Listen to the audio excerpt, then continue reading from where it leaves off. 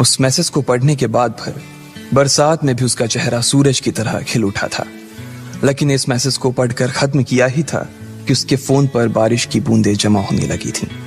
Lucky ने थोड़ी देर की खुशी मनाने के बाद याद किया कि वो सच में गरीब नहीं था। असल में उसके परिवार ने उसे एक परीक्षा में डाल रखा था जिसका नाम था गरीबी अभ्यास परीक्षा। इस परीक्षा के तहत लकी को अग्रवाल खानदान में उसके नाम की जमीन और जायदाद पर तभी हक मिलने वाला था जब वो इस परीक्षा को पास कर लेता। अचानक से उसे याद आया कि वो गरीब नहीं था बल्कि गरीब होने की परीक्षा दे रहा था। हालांकि परीक्षा देते देते उसे 8 बरस हो चुके थे, इसलिए उसे एहसास होने लगा था कि वो कभी परीक्षा को पास ही नहीं कर पाएगा और हमेशा हमेशा के लिए गरीब ही रह जाएगा। अच्छा हुआ चली गई, अब मिलना कभी। लकी ने होटल की तीसरी मंजिल की ओर देखा और पानी के अंदर ही अपना पैर पटक दिया। वो डिम्पल को कोस रहा था। उसने अपनी मोटरसाइकिल उठाई और फिर से चमन मेडिकल स्टोर जाने के लिए मुड़ में लगा। अगले दिन जब लकी की आंख खुली तो वो सीधा उठा और तैयार होकर शहर के सबसे बड़े बैंक न्यू सिटी बैंक पहुंच गया। न्यू सिटी बैंक न सिर्फ शहर का सबसे बड़ा बैंक था बल्कि वो सबसे अमीर बैंक भी था। वहां पर शहर के सबसे अमीर लोगों के ही पैसे जमा किए जाते थे। लकी वहां पैसे को निकलवाने के लिए जा रहा था। New city bank south Delhi में बसा हुआ था और उसके दरवाजे के बाहर महंगी से महंगी गाड़ी खड़ी थी। भाई, अब इसमें से कौन सी नई गाड़ी लेगा, लकी ने मन ही मन सोचा। उसे यकीन नहीं हो रहा था कि कल तक तो वो एक मोटरसाइकिल तक नहीं खरीद पा रहा था और आज वो एक कार, और वो भी इतनी महंगी कार खरीदने की सोच रहा था। फिर उसने अपनी नजर गाड़ी पर से हटाई और बैंक के अंदर जाने लगा। उसने देखा कि बाहर बहुत भीड़ थी और महंगे से महंगे कपड़े पहने लोग बैंक के अंदर जा रहे थे। कहाँ दवाओं की बदबू और कहाँ ये खुशबू। उसने एक बहुत ही गहरी सांस के अंदर ज्यादा से ज्यादा खुशबू को समेटने की कोशिश करते हुए अपने मन में सोचा, लेकिन अगले ही पल उसके मन में संकोच पैदा हो गया था। रातों रात लकी की किस्मत तो बदल गई थी, लेकिन उसके कपड़े नहीं बदल पाए थे। इतने बड़े बैंक में वो वही कपड़े पहनकर आ गया था जो वो अक्सर अपने काम पर पहनकर जाता था। पैसे लेते ही ना सबसे पहले नए कपड़े खरीदने हैं, लकी ने अपने आप से कहा और फिर बैंक के अंदर दाखिल होने लगा। जैसे ही उसने दरवाजे को धक्का दिया, उसे आवाज आई, आउच! लकी थोड़ा सा हड़बड़ी में दिखाई दे रहा था और इस जल्दबाजी के चक्कर में वो एक लंबे बाल वाली लड़की से जा टकराया था जो कि उसके बगल में ही चल रही थी। माफ करना, मैं आपको देख नहीं पाया, सॉरी। लकी ने तुरंत उससे हाथ जोड़कर माफी मांगते हुए कहा। उस लड़की ने इतने अच्छे कपड़े पहन रखे थे कि उसे देखकर ही लग रहा था कि वो किसी अमीर घराने की लड़की थी, इसलिए सॉरी बोलते वक्त ना चाहते हुए भी लकी के हाथ उसके सामने जुड़ गए थे। लेकिन जब उस लड़की ने लकी के कपड़े और उसके हुलिये को देखा तो उसने अपनी नाक भौं सिकोड़ ली। वो लगभग हर रोज इस बैंक में आया और जाया करती थी, लेकिन उसने आज तक इस बैंक के अंदर लकी जैसे फटीचर आदमी को घुसते हुए नहीं देखा था। उसके बालों में से आंवले के तेल की गंध आ रही थी। उसने गुस्से भरी नजरों से लकी की ओर देखा और बोली, क्यों नहीं देख पाए? मैं क्या ट्रांसपेरेंट हूं? तुम्हें इतनी बड़ी लड़की दिखाई नहीं देती? इससे पहले कि बात आगे बढ़ती, उस लड़की ने देखा कि इस बैंक की मैनेजर यास्मीन पटेल उन दोनों की ओर बढ़ी चली आ रही है। उसने भी लकी को देखकर वैसी ही शक्ल बनाई थी जैसी शक्ल उस लंबी लड़की ने बनाई थी। I am so sorry miss, आपको कहीं लगी तो नहीं? यास्मीन ने उस लड़की से पूछा और फिर घिन्न भरी नजरों से लकी की ओर देखने लगी। लकी तमतमाती आंखों से उन दोनों को देखा जा रहा था। वो जानता था कि उसने इतनी जोर से भी दरवाजा नहीं खोला कि उसे चोट लग जाए, लेकिन असल में उसे यह मालूम नहीं था कि वो लोग उसे नहीं बल्कि उसके कपड़े को देख रहे थे। यास्मीन ने लकी को ऊपर से नीचे तक देखा और ना जाने उसके मन में क्यों शक पैदा हो गया। क्या आप मुझे बता सकते हैं कि आप यहाँ पर किस काम से आए हैं? यास्मीन ने बड़ी मुश्किल से अपने चेहरे पर एक मुस्कान लाते हुए कहा। वो उसका हुलिया देखकर ही समझ गई थी कि वो यहाँ का कस्टमर तो नहीं था। लकी ने अपने आप को संभाला और कहा, हाँ, वो मैं अपना पैसा निकलवाने के लिए आया था। पैसे निकलवाने के लिए आए हो?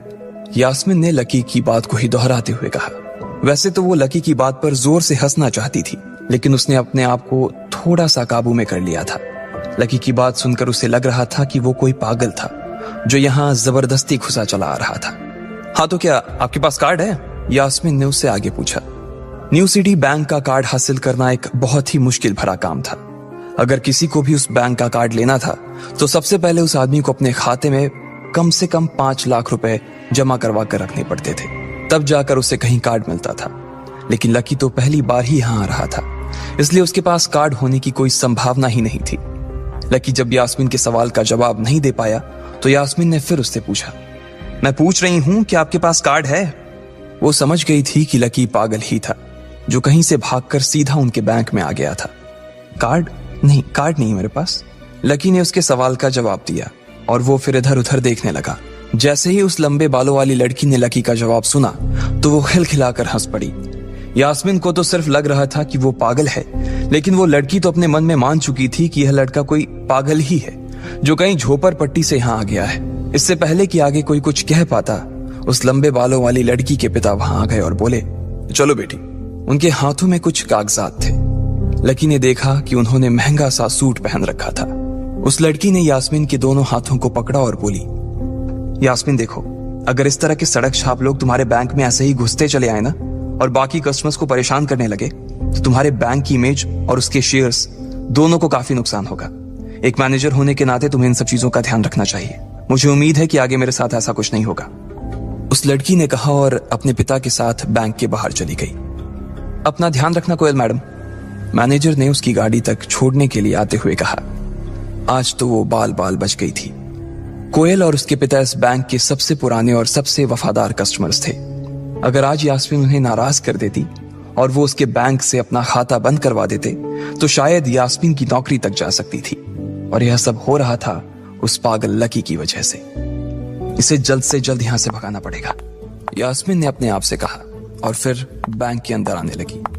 यास्मीन उसे अपने बैंक से बाहर निकालने के तरीके के बारे में सोच रही थी, मगर जैसे ही वो बैंक में दाखिल हुई उसने देखा कि लकी वहां था ही नहीं। अरे अब ये कहां चला गया? उसने अपने आप से पूछा।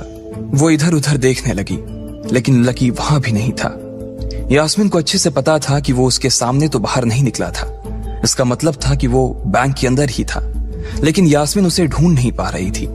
कुछ देर तक बैंक के सारे कोनों को देख लेने के बाद यास्मीन को लगा कि शायद लकी यहाँ बहुत ही असहज महसूस कर रहा होगा, और जब वो कोयल को दरवाजे पर छोड़ने के लिए आई तब उसके पीछे पीछे वो भी निकल गया होगा। चलो जान बची, यास्मीन ने अपने आप से कहा और अपने केबिन में आकर बैठ गई। जैसे ही उसने आज के दिन की पहली फाइल उठाई थी उसे किसी एक की झलक दिखी। ये कोई और नहीं बल्कि लकी ही था। अरे ये कहां छिपा हुआ था? यास्मीन ने अपने आप से ही कहा और तुरंत फाइल को टेबल पर रखकर वो ऑफिस के बाहर आ गई। उसने देखा कि लकी बैंक के वीआईपी लॉन्ज के बाहर खड़ा था और उसके खंबे की आड़ की वजह से वो यास्मीन की नजर से बाहर हो गया था। अब यास्मीन को तो वो मिल गया था, लेकिन उसके लिए उससे भी बड़ी एक और मुसीबत खड़ी हो गई थी।